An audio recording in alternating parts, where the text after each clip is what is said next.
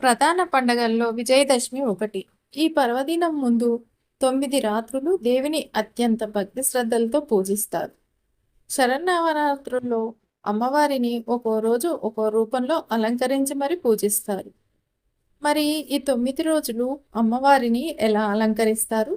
ఎలాంటి నైవేద్యం సమర్పిస్తారో ఇప్పుడు ఈ వీడియోలో తెలుసుకుందాం. మీరు వీడియోని ఎక్కడ స్కిప్ చేయకుండా చూడండి. అప్పుడే మీకు చాలా చక్కగా అర్థమవుతుంది. ఏ నైవేద్యం, ఏ అలంకారం వేదవ్యాసుడు రచించిన శ్రీదేవి భాగవతం ప్రకారం నవరాత్రి 9 రోజులు దేవి ఆరాధనకు ప్రత్యేకమైనవి.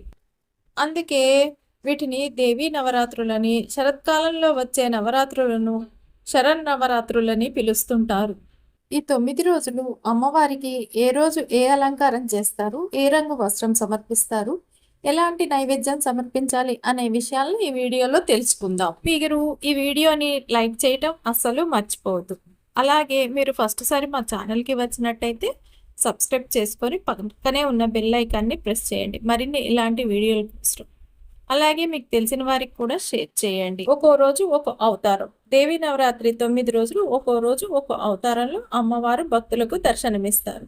మొదటి రోజు, ఈ రోజు అమ్మవారు బాలా త్రిపుర సుందరి దేవిగా భక్తులకు దర్శనం ఇస్తారు.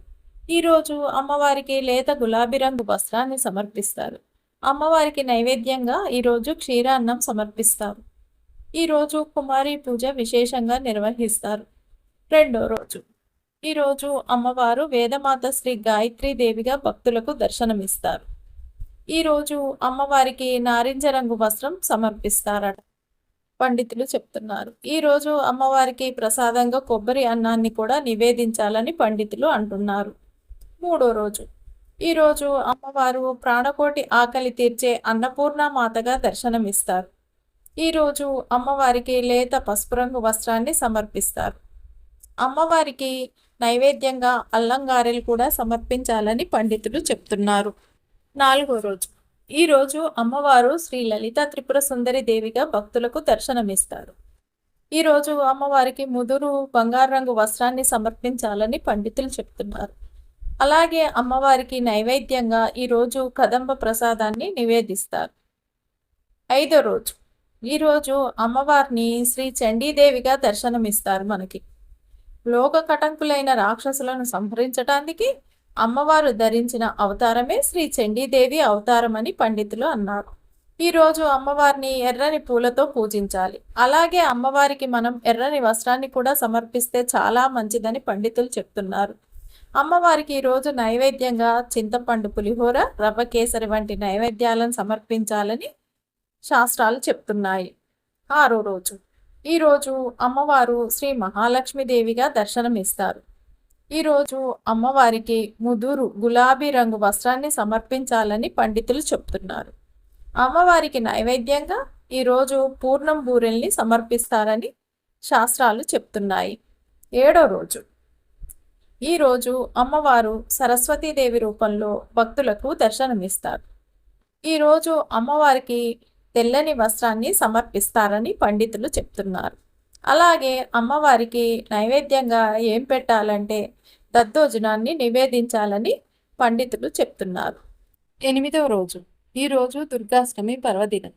ఈరోజు అమ్మవారు దుర్గాతులను రూపుమాపే దుర్గావతారంలో భక్తులకు దర్శనమిస్తారు.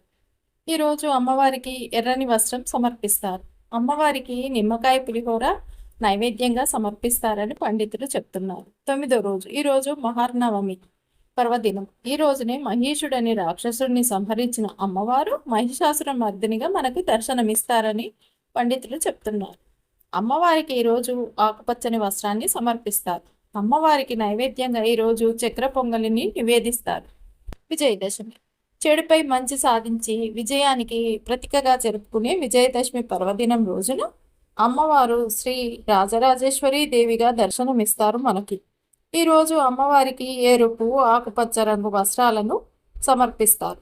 లడ్డూలు, చింతపండు పులిహోర, రవ్వ కేసరి నైవేద్యంగా సమర్పిస్తారు. ఈ దసరా పండుగ రోజుల్లో అమ్మవారిని శక్తి మేరకు పూజించి అమ్మవారి అనుగ్రహానికి పాత్రులవుతాం. ఇదండి ఇవాల్టి వీడియో మీకు నచ్చిందనే అనుకుంటున్నాను. Thank you. లైక్ చేయండి, షేర్ చేయండి, సబ్స్క్రైబ్ చేసుకోండి మరిన్ని ఇలాంటి వీడియోల కోసం.